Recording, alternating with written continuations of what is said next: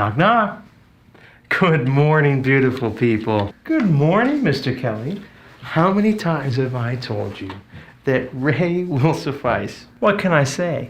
I'm a creature of habit. Please, Amberly. Ray, Ray, Ray. Well, can we meet in the middle then, Mr. Ray? Okay. Mr. Ray it is. A compromise. Well, they say a compromise is an agreement that leaves both parties dissatisfied, so this can't be that. Touche. Both parties dissatisfied. Both parties dissatisfied. Like a double dissatisfaction? I guess so, yeah. Well, I guess you're right then. This ain't that at all.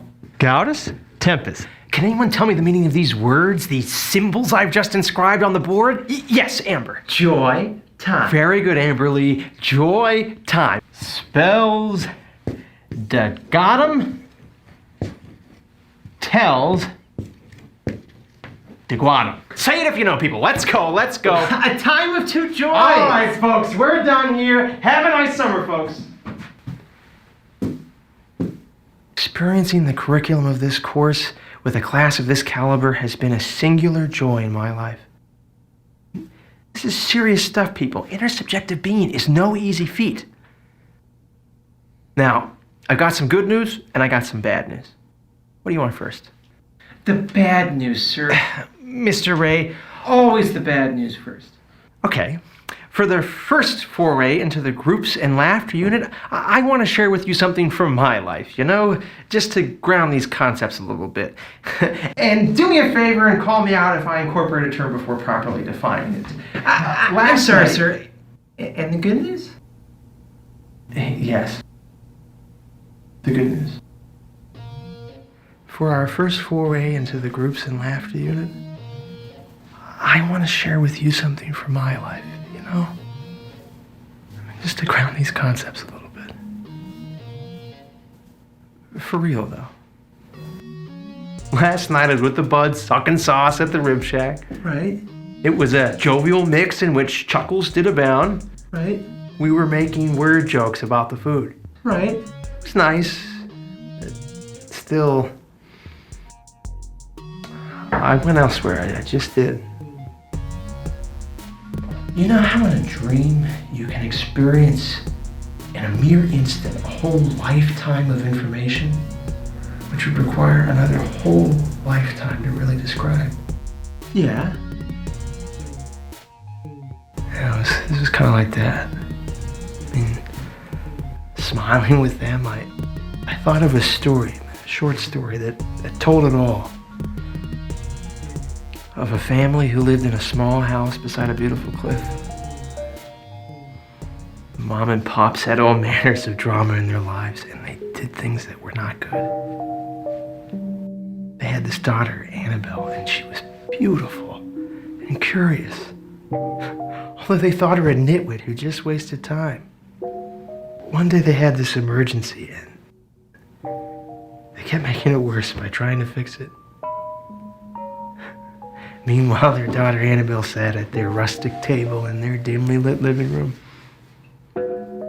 She took a tab of acid with a shy boy from a neighboring farm. I mean, all afternoon, they sat at this table, slowly, really tasting fruit. Blueberries, raspberries, apples, kiwis, mangoes, papayas.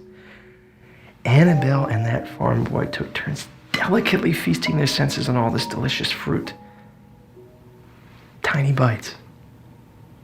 Always taking turns. All afternoon into the evening. All the while their parents thought them nitwits as they rushed about in the fuss. As Annabelle and that farm boy did life, the problematic parents ran amok. Life doing them. Now be with Annabelle as she tastes that fruit. Really tastes it. Be with her as her spirit meets the spirit of the kiwi in the room of rapture. Be with her as she feels that life, and you will feel it too. I felt it. And it came out as a laugh. I laughed too soon. What do you mean, sir? My friend Tron saw me explode with laughter right before he finished his joke. Mind you, the first joke in this Rib Shack session capable of generating such a heart-rot response. Well, did he acknowledge catching you laughing prematurely? No. As a table, we rode that laugh to the moon and back. Together. As one. Whoa. Now, I know we're hitting the ground running here, folks, but can anyone tell me what stands out about this Deguatum? The one that just happened to me. Yes, Mr. Kelly. Yes, Amber.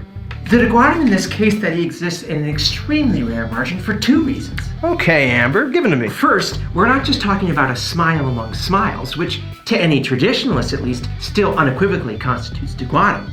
You, Mr. Kelly, managed to hide and ride, as it were, to a laugh majeure.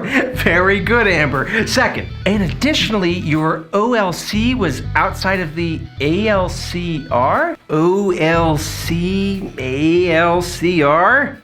Hit me. Your originating laugh caliber was outside of the appropriate laugh caliber range of the jovial mix in which it occurred. Excellent, Amber. And why is that of particular significance here? It's notable because the ultimate perception value is positive, whereas typically in layman's terms, if the originating laugh caliber is outside of the appropriate caliber range, the UPV is surely negative.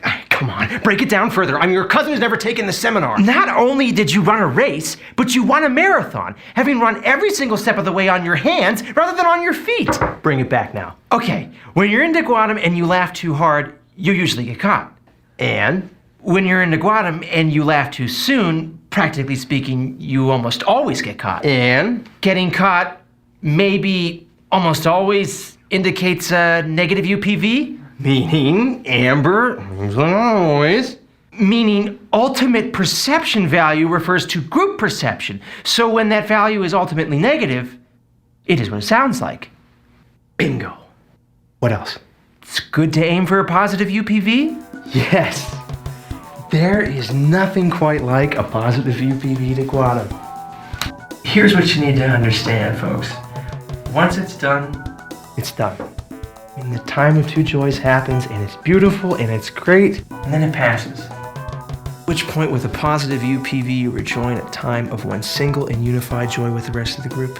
All without disrupting the jovial mix. Now, it's extremely unlikely to catch another. I Deguatum.